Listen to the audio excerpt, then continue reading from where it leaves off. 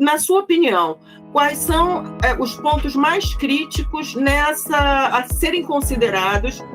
Obstáculos existem para ser ultrapassados, mas o que deve ser considerado nessa reflexão sobre a tarifa zero em São Paulo? Suzy, em primeiro lugar, uma articulação entre os modos. Muito bem colocado por você. Quando a gente fala de mobilidade urbana, a gente não pode falar do ônibus sem falar do metrô, sem falar da bicicleta, sem falar do trem, sem falar do monotrilho, sem falar do carro e sem falar do pedestre. Porque você mexeu num componente desse, você mexe em tudo, né? Então, em primeiro lugar, quais são os objetivos que devem guiar a cidade? Primeiro, ampliar acesso. Fazer com que mais pessoas tenham acesso à cidade através de uma rede de transporte inteligente, atrativa e barata. Segundo, eliminar as mortes no trânsito. Ninguém pode ser condenado à morte porque está se deslocando. E a gente, Suzy, nos últimos anos, nas últimas décadas, naturalizou a morte no trânsito. Vou dar só um exemplo. No Brasil, morrem todos os dias, contabilizados, porque tem uma quantidade de gente que morre no trânsito que não entra na estatística. 130 pessoas todos os dias. É um avião. Você imagina se por 3 dias seguidos caísse um avião no Brasil matando 130 pessoas, o que aconteceria? No quarto dia, proibia-se de voar até que o problema fosse encontrado e ninguém mais morresse. Mas no trânsito a gente naturalizou. Parece que a morte no trânsito é natural. Não é. Então, objetivo da cidade 1, inclusão social através do transporte, acesso. Eliminar mortes. 3, o planeta está gritando por todos os lados que não aguenta mais emissão de carbono. A ciência é pacífica no sentido que é a atividade humana da queima de carbono a grande causadora das mudanças climáticas radicais que estão ameaçando a economia e a vida no planeta tal como nós conhecemos. Portanto, não dá mais para achar que mudança climática é um problema do ônibus, do navio, do avião, do governo dos Estados Unidos, do governo da Alemanha, do governo da Rússia ou da Ucrânia. O problema da mudança climática é de todos nós temos que fazer parte. Então, todos os prefeitos devem olhar e dizer: o meu principal objetivo também é diminuir emissões. Então, vamos lá: inclusão, segurança e emissões. Esse deve ser o mote, o objetivo. Uma maneira de melhorar tudo isso é ampliar o acesso ao transporte público. Eu diminuo mortes, amplio a inclusão social e diminuo emissões.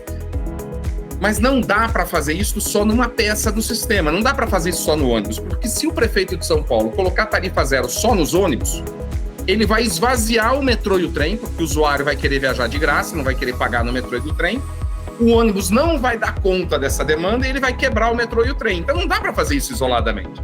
Isso precisa ser feito junto. Então o primeiro grande desafio, Suzy, é articular os poderes públicos. Você veja que nós estamos numa região metropolitana, em São Paulo, 39 municípios, e eu desafio alguém da minha audiência, aqui da nossa audiência, dizer onde é a divisa de São Paulo e Guarulhos, São Paulo e Santo André, São Paulo e São Bernardo, São Paulo e Osasco. Não existe mais. A gente vive todo mundo junto como se fosse uma única cidade. Mas cada prefeito aqui planeja, organiza, estabelece uma tarifa e um sistema de cobrança diferente no sistema de transporte público. Nós temos um verdadeiro caos. Nós precisamos ter esta articulação para que isso possa funcionar. Então, se nós vamos reduzir tarifa no ônibus, ela precisa vir no metrô e no trem junto. Terceiro, uma questão fundamental. Não adianta reduzir a tarifa e não priorizar o transporte público na disciplina do uso do espaço. Porque quando você reduzir a tarifa, ainda que não vá aumentar 400%, e eu concordo com você, nem tem como aumentar 400% no transporte público de São Paulo, mas vai aumentar a demanda. Para garantir que essa demanda seja atendida, você precisa aumentar a produtividade do sistema. É igual uma fábrica. Vamos comprar mais água mineral da minha fábrica. Eu preciso ter mais máquina para produzir água. Senão, eu não vou atender o meu cliente, ele vai comprar água em outro lugar. Então, se eu vou ampliar a demanda do transporte público, eu preciso estar muito preparado para aumentar a produtividade do sistema. Como é que você aumenta a produtividade do sistema de ônibus? Priorizando. Como é que você prioriza o ônibus? Faixa exclusiva e corredor.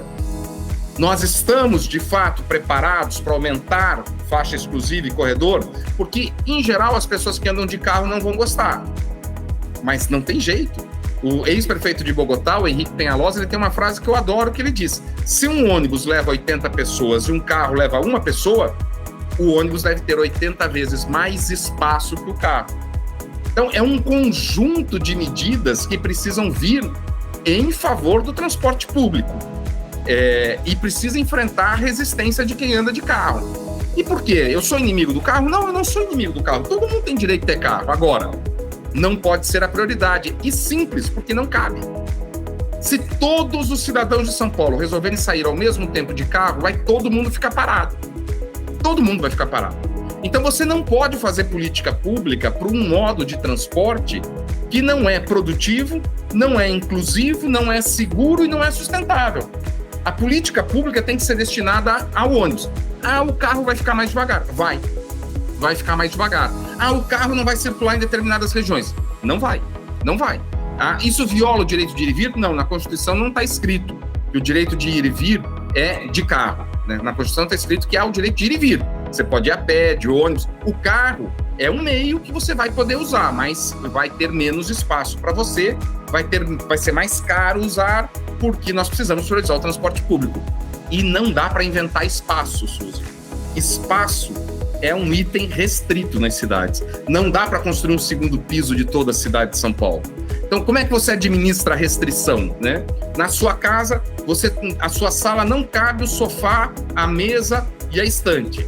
Você vai ter que escolher uma delas para sair. Você vai ter que administrar a restrição. Um prefeito, como a prefeita Ana Hidalgo de Paris que você mencionou, a prefeita de Washington, o ex-prefeito Michael Bloomberg de Nova York, e posso citar o ex-prefeito Jaime Lerner de Curitiba, e vários outros prefeitos, eles tomaram a decisão correta de priorizar, em primeiro lugar, a mobilidade ativa, bicicleta e caminhada. Em segundo lugar, o transporte público. Por último, o automóvel.